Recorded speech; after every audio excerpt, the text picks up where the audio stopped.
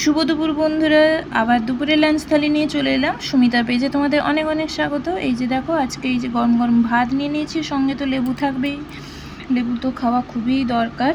আর এই যে দেখো, কাঁচকলা ভাজা, এখানে কাঁচকলা ভেজে নিয়েছি, সঙ্গে আছে ডিম ভাজা একটা।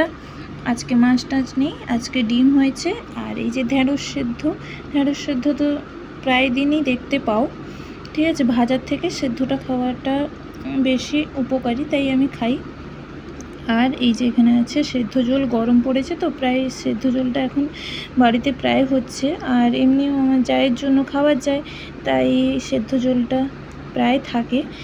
আর এই যে এখানে হয়েছে কুমড়ো, তারপরে বাঁধাকপি, সোয়াবিন দিয়ে ঘন্ট।